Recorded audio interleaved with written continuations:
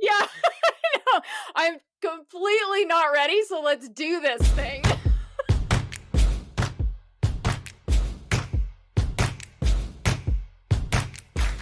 Kids these days, every generation thinks the one behind them is more irresponsible than they ever were.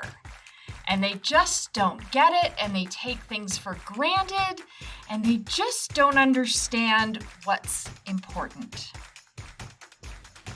In this episode of Sara Makes Sense, I'm talking to kids about money. And one of the kids is mine. So in that part, you're going to hear Doug talking to my kid, because I wanted to get his actual answers, not the answers he would give his mom. In this episode of Sara Makes Sense, you're going to hear 3 different conversations with 3 different kids about all kinds of things about money. First up is Carol, Doug's 16-year-old daughter. For those of you who've been listening for a while and have got good memories, you might remember that Doug does my sound. So I had a chance to talk to Carol. She has had a job for about 2 weeks. It's her first job, and she's got some really exciting goals.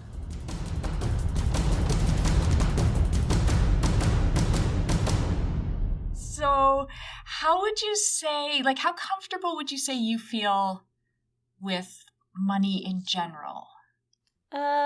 Say a little bit, not too Okay. much, not too little. Okay. Do you think about it much? I mean, probably more so now that I've started work. I'm comparing things, more prices and stuff to how much I'm making. Okay.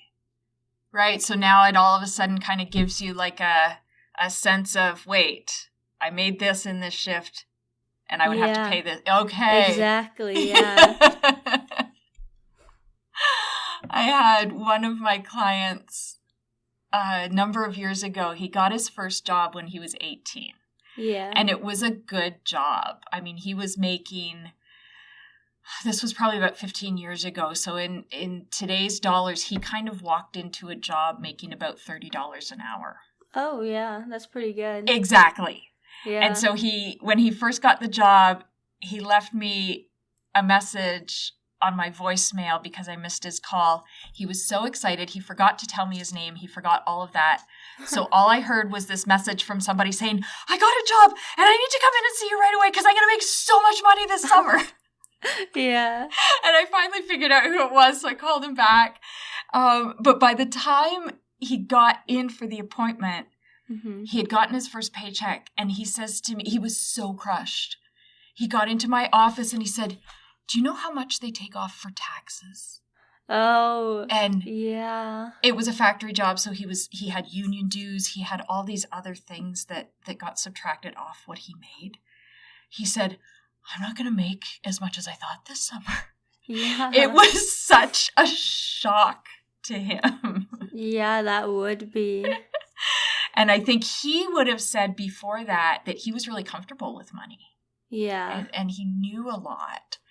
So do you talk to your parents about money?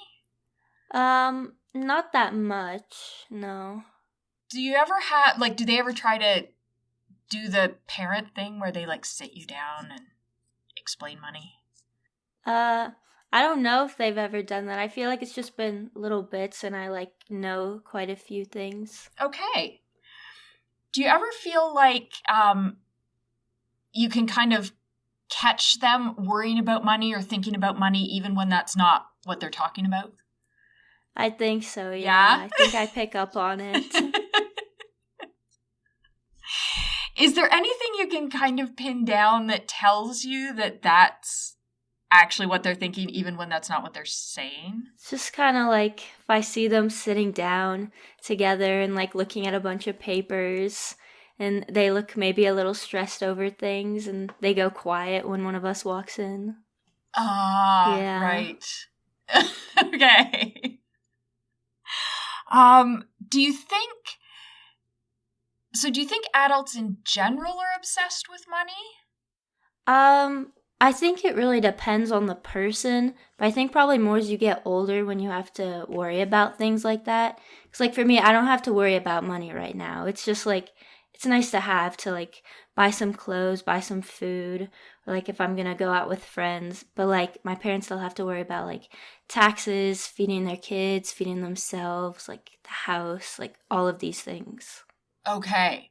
So you feel like even though you're working and that's new, Mm-hmm. and you've kind of, even in a really short time, had that switch of now you're looking at what things cost versus what you bring in. Yeah. You're not really feeling like it's a stressor for you right now. Not yet, but I think once I get older, it will be.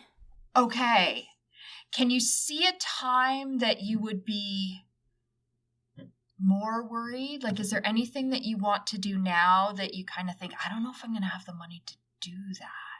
Well, my school offers a Europe trip that they might be running next year because with COVID it got shut down.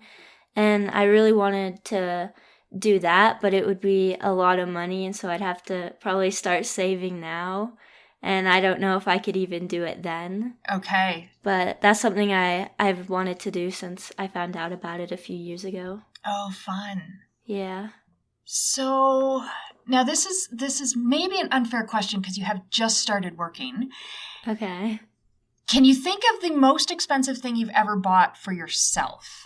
Like, even if you didn't pay for it, was there anything that you were maybe surprised that you got, that you asked for and got? Like, has there been any surprise Christmas presents or things that, wow, I didn't think my parents would do that? Yeah. I mean, I have a phone and my parents have bought that, so I guess that's something that comes to mind. But also, probably a few years ago, I used to take piano lessons and they bought me like a keyboard. I don't know how much that is, but to me that seemed like a huge expense, like buying a keyboard, a piano. Yeah. Okay. Do you ever talk to your friends about money? Not really. Okay. No. Could you name something that you learned from your parents about money?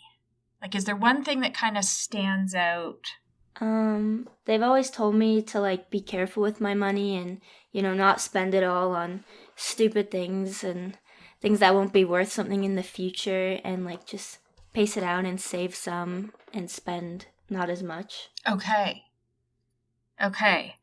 Does it feel like that's something that you know how to do that? So you kind of know what they want you to do. Yeah. Does it feel like you know how to do that? I think so. Like, even since I was little, like, if I got, like, birthday money, I've, like, never spent it. I still have most of it. Okay. I just don't know what I want to spend it on. And, like, my brothers, they'll, like, spend it right away on, like, video games or food or something. And Right. I just saved it for years. Okay. I don't even know what. Okay. Well, Yeah. I mean, maybe a Europe trip. Yeah, maybe. Maybe you do know. Yeah. So it sounds like you do really kind of think things through, just not even specifically connected to money, but kind of just the way you make decisions. You sound like you're maybe a little bit, your brothers might jump into something, but you would maybe I'd like to think about it. Okay. Yeah, weigh the pros and cons of it. Yeah. I think that's interesting because sometimes we think that money is just, numbers on a page or kind of like math. Mm-hmm. And that we sometimes, I think, expect ourselves to deal with it differently than we deal with all of the other decisions that we make in our lives, right? And I think it's so interesting that your brothers will spend the birthday money and you will let it be.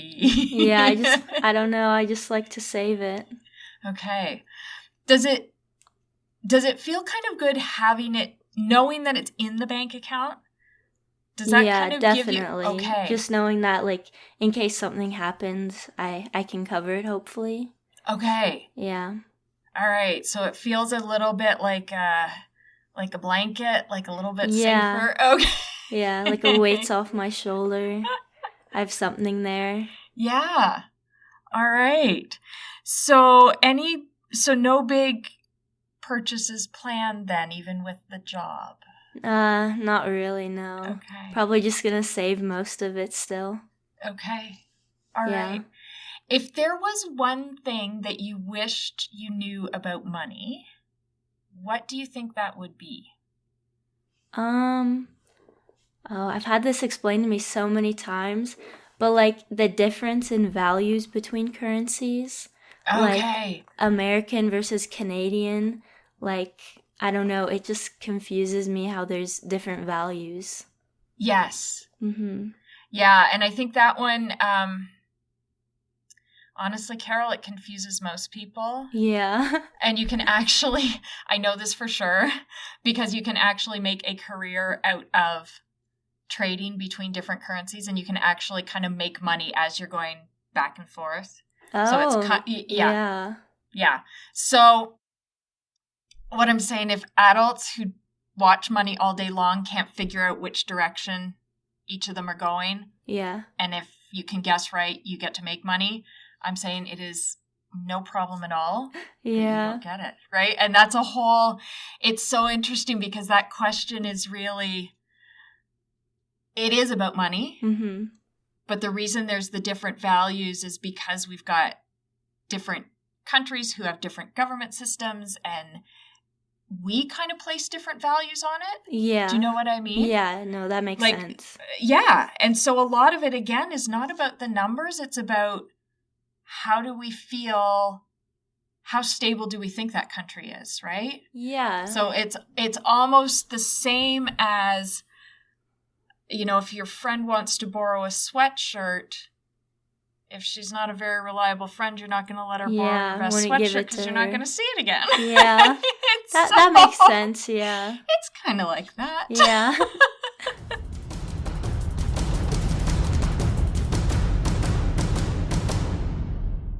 In the second conversation, you're going to hear my son, Hugh, talking to Doug, because you don't want to talk to your mom about these things when it's being recorded.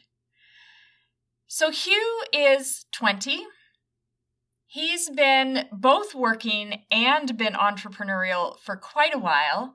And so you're going to hear his take on money, purchases, and things in between.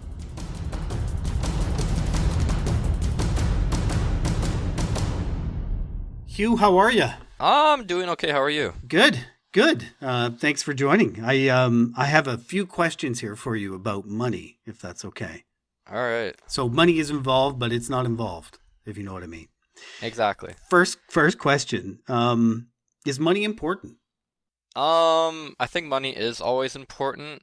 Obviously to everyone it is differently important. I think it's always most important though if you don't have enough. Otherwise it becomes somewhat irrelevant at some point. But I think definitely, yeah, always important, but depends where you are and how you're sitting in life. Do you think there's a point like where, I get it, if people don't have money, that's a problem. But do you think there's a point where people who have money, they don't really need more? 100%. 100%. Yeah. Why do you think they're driven to have more? Is it just simply more power? Power, control, being able to appear the way they want to, live the lifestyle that they want to. Things relating to that, I feel like. So what about saving? Because that's a part of it, especially when you're young. Unless you're born into money, Yeah. you're not going to really come into it until later when there's an estate involved and all that stuff. Yeah, exactly. What do you know about saving? I think everyone's definitely taught very young, save. But then you realize that with inflation and with the fact that if you do just save all your money, you're going to be losing money because of inflation if it's just sitting in a bank account most of the time. So I think definitely if you have issues with money, saving is always the first step, because if you're living paycheck to paycheck, obviously cutting your spending, looking into saving some of it before you invest is always the first step. But I think a lot of people get past that step without knowing it and then just keep saving, not knowing that maybe putting it into something like a mutual fund or something more long term is going to do a lot more than just saving it, because endlessly saving your money is going to lose you money because of inflation. I totally agree. Totally agree. But do you do it? Like, Oh yeah, okay, of you're course. talking the talk. Do you walk the walk? Of course, of course. So I think everyone, you make a bank account, they ask, oh, you want to $10 from every paycheck, every time you get money, do you want that to go into your savings account? I think that's a great idea. I think something small like that adds up and always keeps you on track. But I think also having, your mutual fund having the same thing where you're having a monthly or a per paycheck contribution to your mutual fund or whatever investment long-term type you're looking at is, I think, a way better idea. Because you're just simply not going to make interest always off that savings account unless you are. So how much of this did you learn on your own, and how much, what have your parents? And in this case, at least one of your parents, I think, is pretty financially savvy.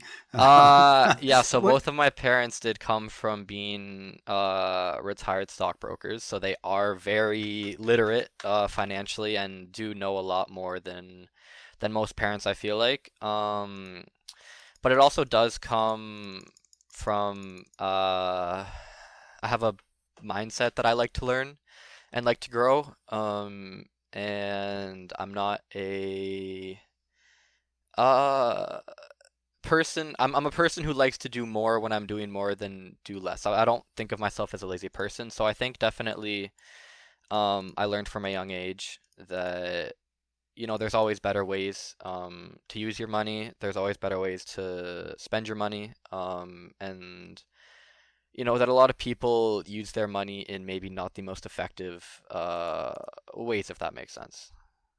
It does. Think back to when you were a lot younger, when you were 10 or younger, and when your parents first started trying to talk to you about money. Um, did you want to hear about it, or was it incredibly boring? I think it was extremely interesting to me because I have always liked cars, and cars get expensive, and I liked cool cars when I was young. So I was like, I can put two and two together that cars cost a lot of money and that learning about money earlier is always a good idea.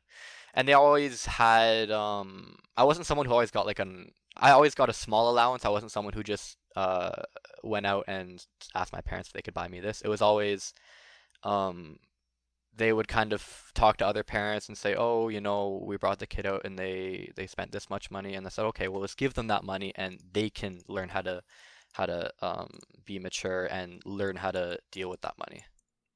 Do you think sometimes, the question is, as I've got written here, is do you think adults are obsessed with money? But I want to rephrase it. Are there just the people obsessed with money sometimes?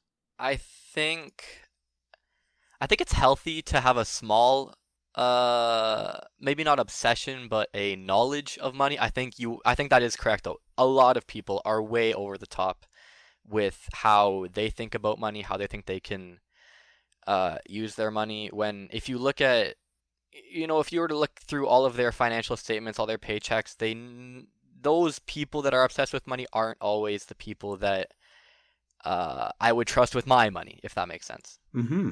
Mm-hmm. Because it's a slippery slope. What's the most expensive thing that you've bought yourself? Um, Most expensive thing I've bought myself. I bought myself a 2015 BMW M4 for around 45 or $50,000. Oh, when was that? So that was right before my 19th birthday. That was May 15th of last year. So what did it feel like signing the document that pledged your life paying for Uh, this car? so I did pay cash for it. So it kind of I have goals for myself, and I never ever want to be in debt. That was one of my big goals in life. Obviously, I'm going to get a mortgage. Obviously, there's going to be places where I have debt. That's kind of inevitable because everyone has a mortgage. But it was definitely it was a weird feeling. Because I feel like I definitely did rush it to some degree. I definitely did not need that car. I already had a very nice BMW. Um, so it was. I'm not sure how to really answer that. It was a lot of different feelings at once, definitely. Yeah, it's like a surge of power, and yet, as Yeah, someone, you weren't going into debt, but yeah, it's a similar feeling because you were erasing some capital. exactly. Oh, erasing a lot of capital. Yeah. Yeah, yeah, I get that. So value, how would you define the term value? The term value.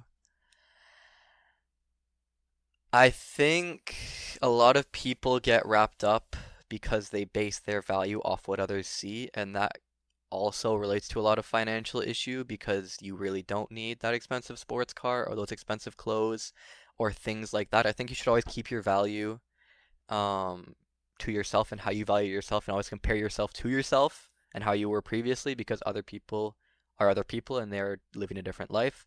So I think defining the word value comes down to you evaluating yourself and how you were, let's say, a year, 6 months, 3 months, a month, 2 days ago, and then looking at yourself now and saying, have I gained more value? Have I lost value? Has my life, my quality of life increased, decreased? What do I look at it from that perspective?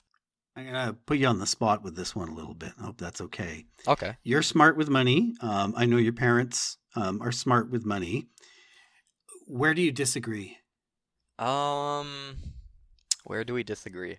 Mm-hmm. There was definitely a time over quarantine where, because my mom is very, I'm not going to say very non-risk taker, but she doesn't, if she could choose less risk over more risk, she would do it. Me, unfortunately, I'm more high risk. So there were times over quarantine that I was day trading on the stock market, when there was all those huge moves and I was making options trades that were definitely insanely risky that could have gone horrible, and I'd be like, "Hey, I did this." And she'd be like, what the hell are you doing? This is horrible." And I'd show her this, and she'd be like, "No, this is." And that maybe only happened once or twice, but definitely I think mostly me and my mom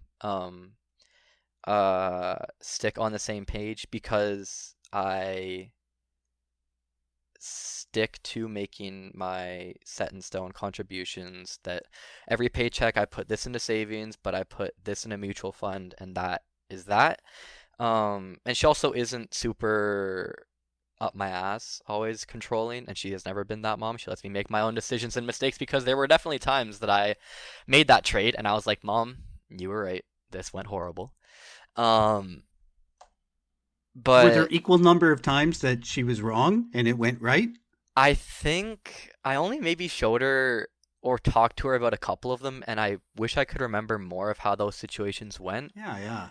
Um, but I think it was about 2 for 3 where I was like, "I'm gonna put money in this," and she's like, "No, that's horrible," and she'd look at me like I have said the most crazy thing ever, and I think it went wrong once and went right twice, from me telling her. Okay. And then the positive side to this is, what's the most important thing that you have learned from your parents about money? Uh, the most important thing, I think people forget that when you spend that money, it actually leaves your account and you don't have that money anymore. And you see a lot of memes about that of, "Oh, I bought this, and then, oh, me seeing the actual money come out of my account." That is a huge thing, because people think, they look at their account and they see they have more money than they did a week ago, and they think they're a millionaire now, or they think that they're rich now. So that's completely incorrect.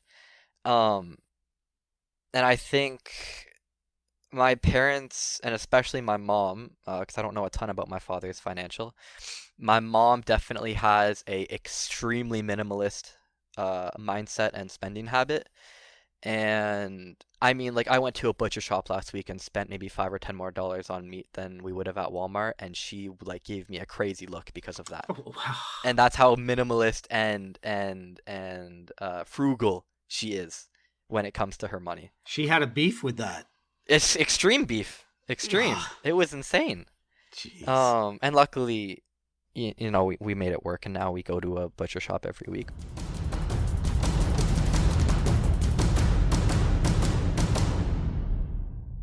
For our third conversation, I'm talking to Owen, Doug's oldest son. So Owen is 18. He's been working for a little bit, even while he was in school part-time. And he has made a few big purchases. And at the end of our conversation, you're going to hear Owen's big idea about money.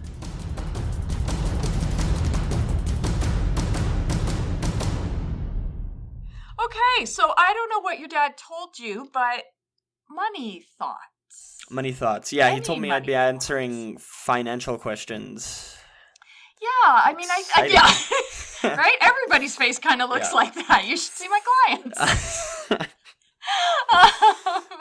I think, for me, it's one of those things that we have such a tough relationship with something that we, at the same time, think is just numbers. So we kind of think like, how come I can't figure this out? I think everybody else can do this better than me. But then I think we do have this like desire to want to figure it out because part of us knows we can use it to get the stuff we want or to get the life we want. And it's so hard to get those things kind of together. So, do you think about money, worry about money? I mean, I'm 18 now. My plan is to leave the house, hopefully. So yeah, money is something I usually think about every now and then. It's not something that controls my every thought. I hope it doesn't control anyone's every thought, but Okay. it's something that's not, I guess, overly important to me. I know it will be once I leave the house, but right now it's something that doesn't control me that much. Okay. So when you think about like leaving your parents' house and getting your own place, is there one thing in particular that kind of stops you a little bit about thinking about living on your own and being independent? Yeah, all the time. The whole money thing actually is the thing that's stopping me like constantly, because I know you need money for groceries, you need to be able to afford your taxes, you need to pay rent, or if I get a mortgage, I have to pay that off. Right. Phone bills, car insurance. All of a sudden you realize how many times you kind of touch money in a day. Yeah. So Yeah. once it gets to that point, yeah, money will be definitely something that's hopefully will not be a big issue, but will be something that is definitely controlling some of my actions, which I guess that's everyone sometimes, right? I think it is. And I think we all have, those dollar limits, right? We earn a set amount and, you kind of can't spend over that. But I think the other thing that I've found when I'm meeting with clients that stops them is they just don't understand what they have and what they can do with it, right? So we do get in that mindset where I don't have enough money. And I think we feel like that because we're kind of thinking, I don't understand if I spend this today, what happens tomorrow? Exactly. Mm-hmm. Right? Okay. So do you feel like you can talk to your parents about money? Do you feel like you've had conversations? I have before, yes. Okay. Especially with Doug, or I guess my dad. Yeah. Yeah, I think it's something I'm maybe not overly confident in doing, but at times I know that I can. He and my mother definitely know a lot more about finances than I do right now. So it's something I can talk to them about. Okay. And do you feel like when you have those conversations that are directly about money, do you feel like you get a sense of how they feel about money? Do you think they feel confident about their money and what they're doing? I get two different answers. Okay. Maybe that's not something I should say over the microphone, but that's okay. I won't let him delete everything that you say that he doesn't like. All right. Yeah, I feel like it depends on the person that I talk to. Like it doesn't seem to be something that controls them. I know that we're at least somewhat stable. It's not something we're constantly beating ourselves up on trying to get. So it's I think that goes for both of them. It's never usually too bad. Okay. Do you ever notice any other times where your parents aren't maybe talking to you directly about money, but they'll say something about some other thing, and all of a sudden you realize, oh, you're really worried about money this week, or, oh, you're not sure that we should have. So again, it's not direct, but it's indirect, but it's clear to you. Yeah. Have you ever had those moments? Yeah. Yes. Quite a bit. Okay. Quite a bit at times. I think that's hard to disguise for anyone, though. I think it's pretty easy to tell when, like, money is definitely a problem for someone, even when they try to hide it. It's usually you can put the pieces together when someone puts them there. Okay. So have you picked that up in conversations with people other than your parents? Oh yeah. Oh yeah. Okay. So do you talk to your friends about money? I have before, yeah. Okay. A lot of the friends I have are definitely like pretty wealthy. They come from wealthy families, so Okay.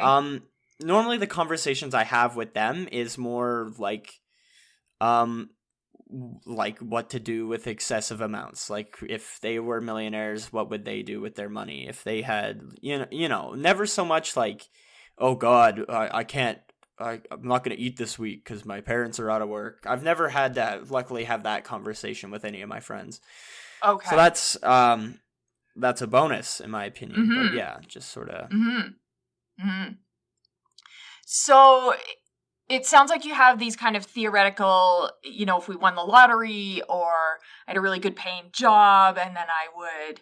Do you ever have any kind of day-to-day, I would like to do this on the weekend, but I was also saving for this other thing, and now I'm not sure what to do conversations? So, yes and no. Okay. It's when I bought my first car, it drained my bank account right. pretty heavily, and then it took some more money off of that afterwards as well. So, yeah, there were times where I was like, geez, I really want to do this, but I don't have any money. All of my money's going to my car. So that was pretty much it, though. Nothing too bad, just interesting financial decisions on my part. Happens. Cars will do that to you. Yeah. I think they kind of do it to everybody, but men under 25, I think, have a different kind of... Maybe I'm in that boat. There's an argument for that. Well, and I remember one of my first jobs as an advisor, I was doing a group savings plan. I was the advisor for the company, and it was a high-tech company, so a lot of the employees, it was their first job out of college, mm-hmm. right? So a lot of them were kind of 24 to 26 kind of range. And I would be asking them about their expenses, and I would ask them if they had a car payment, mm-hmm. and then they would tell me, and I would ask them about insurance, and they would give me this number, at the time that was kind of in the $300 range. And at first I would say, no, I didn't mean your car payment again. I meant your insurance payment. And they would say, that is my insurance payment. Right? That was kind of my first up close and personal with car insurance. Yeah. Not fun. 25. Not fun, especially No. for minimum wage teenagers. Exactly, but it sounds like, so you did buy your own first car. Mm-hmm. Okay. Did it take you a while to save? Did you know what you were looking for? So it was... I regret it now. At the time, I was like, Really? oh, this is going to be dope. I'm going to have my own car. I'll drive myself to school. It's going to be sick. No, it was not. Not that feeling all the time, Owen? Yeah. First 3 was like, this is wicked. And then I bought it off my friend. It was a used car. It was a Mini Cooper. So she was banged up pretty good. Yeah. She was a 2003. So, she had some pretty bad problems, like the coolant problems. The engine would smoke at times. Not the engine, sorry.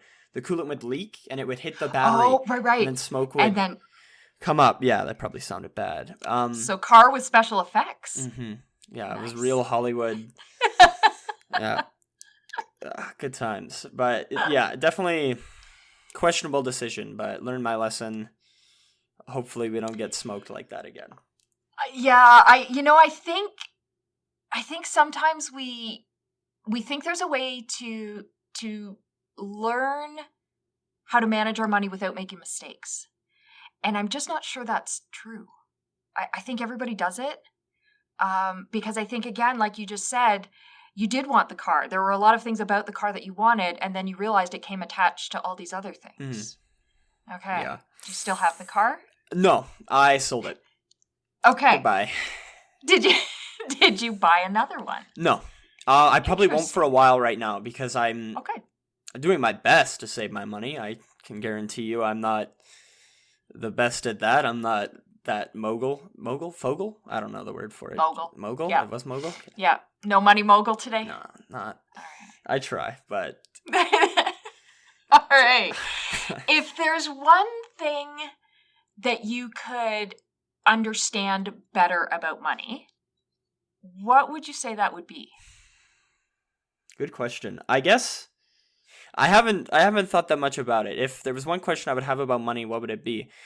I guess what we can do to allow everyone to have equal opportunity when it comes to money. I know that money, like, luckily for me, it's never been a huge issue, but I know for a lot of kids, I know it can be, especially a big problem. And I know it's not exactly fair to just strip, like, wealthy people of all their money so that people who may not, like, use it effectively will get it. I'm not saying everyone will be. I should probably watch my tone on that.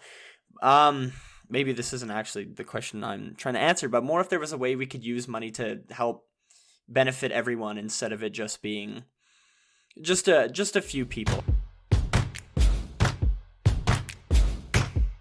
I hope those conversations have given you some idea of how to talk to your own kids about money, what your kids might think about money, and maybe a little bit about how you want to relate to money.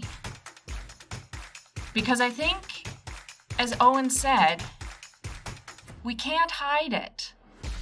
We're not hiding it. So what would happen if we actually started to talk about it? And maybe we could change not just our own relationship with money, but our family's relationship with money, and we could change how we behave with our money and the choices we make. I think that's a pretty exciting conversation. In life, we all have pieces scattered here and there, and that's true about the conversations that we've been having about money. And I think while that's going to continue to happen, I think it's so interesting to think about what would happen if we can start to bring those things together and be more deliberate about how we relate and how we talk about our money. From time to time, we need someone who can cut through the noise. Someone who not only gets to know you as a person, but also can really show and make sense of your financial plan. Not just the numbers, but truly what the numbers mean for you. This relationship, this plan, it belongs to you, not your planner. I'm Sara McCullough. Thank you for listening to Sara Makes Sense. The information in this podcast is intended for general information and illustrative purposes. For advice relevant to your specific situation, meet with a qualified financial planner, lawyer, or accountant before making any changes to your situation. Sara's designations and licensing include Certified Financial Planner, Registered Financial Planner, Certified Divorce Financial Analyst, and holding an insurance license.